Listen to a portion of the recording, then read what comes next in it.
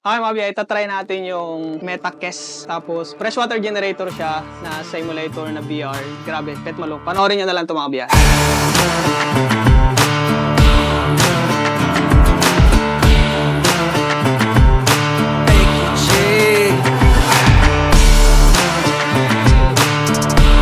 Grabing galing mga biyahe, parang totoo. X. Yeah. I mean, Ay, ito pa rin. Yeah. Pwede ko makikalibrate to dito sa harapan ko. Yun. Ito. Let's go. Let's go. So ito yung freshwater generator. Grabe, ang laki Parang totoo talaga. Kompleto. Meron siyang ejector pump, distillate pump. Kompleto mga biyahe. So tube type to na freshwater generator. May salinity sensor, may solenoid bulb, may flow meter. Grabe, may inspection pa.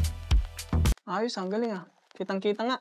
Tapos may vacuum gauge, may thermometer. So sarado naman yung natin. So mag-operate tayo ngayon ng freshwater generator. Uy, dito pala si Casey Hello. Casey, ang ganda mo dito Ikaw daw to sabi ni Sir Efrem Tig. So may AI to kasama. Mamaya matitesting natin kung ano yung gagawin ni AI. So gusto kong makita nyo na transparent siya. So ito yung freshwater generator mga biyahe. In real, ganito talaga siya kalaki. Medyo mataas pa konti. Depende kung mayroon pa siyang base.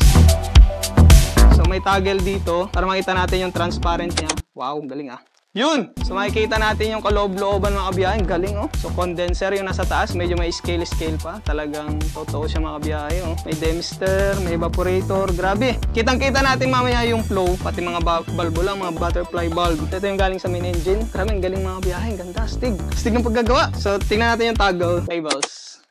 Tignan natin yung labels, toggle labels. Oh! Salinity indicator. Ito pala. Kahit di na pala akong magturo So kung estudyante ka dito, grabe, ang galing. Tatalino ka na pag sampa mo. So condenser, outlet, thermometer. So may mga label na siya mga biyahe. Inlet valve, bypass valve, heater, jacket, cooling, water outlet, outlet valve, flow meter, salinity set, distillation pump, ejector pump. Grabe, ang galing mga biyahe. Sight glass, vacuum gauge. So ngayon, i-start natin. Okay na tayo. May labels na tayo. Transparency.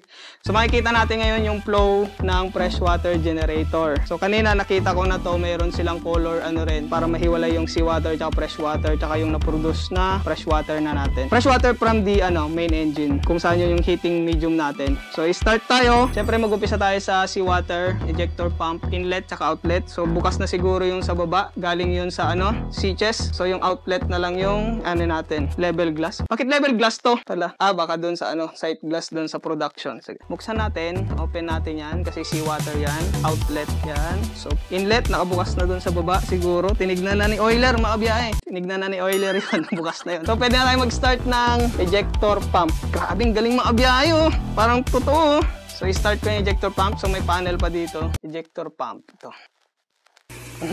May sounds pa. Ayun makikita nyo yung flow ng seawater. Kanina wala yan, di ba? Ngayon, papunta na ng condenser. Grabe, kitang-kita mga biyahe kaluluwa. Pwede ba gamitin ito sa babae?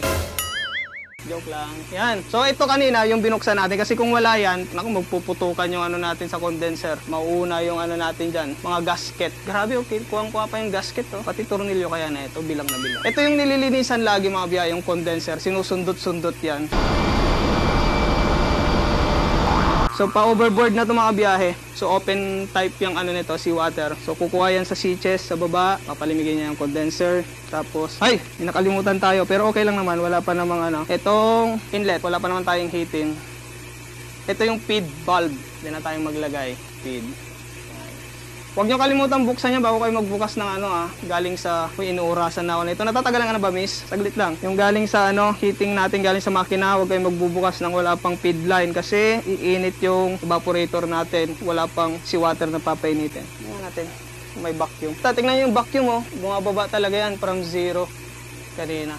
Okay mga biyahe, tatapusin ko muna dyan yung video dahil see you mga schools, maritime schools next year. So may mga minessage na ako at sa mga gusto pang bisitahin namin mga kabiyahe, please message us here or dito sa Facebook page ko. I'm working with Cebu City right now. Kaya kung gusto nyong ma-experience ng mga maritime students nyo, please call us or message us. Email us and any form of communication. Ito mga biyahe, napaka-helpful sa mga maritime students. Lalo na kung wala kayong machinery dyan, kahit saan to, kahit saang lugar, pwede nyong i-install ito, pwede nyong gawin ito. And simulator, it will help us. Napakamalaking tulong nito para mapamiliarize yung mga cadet natin, mga students natin, yung magiging output ng maritime schools natin. Kasi ang VR or simulator, kahit pa ulit-ulit mo pa yung ginagawang makabiyahe, okay lang kahit masira mo siya during the process, at least hindi masisira. So matututo na tayo, makikita natin yung flow and lahat ng parts mga kabiyahe. Especially sa mga students mga kabiyahe, napaka-helpful nito. Sa mga kabiyahe, antayin nyo kami at makamasyal kami sa schools nyo para sa pre-demo and para ma-introduce namin yung product namin with Cybersity.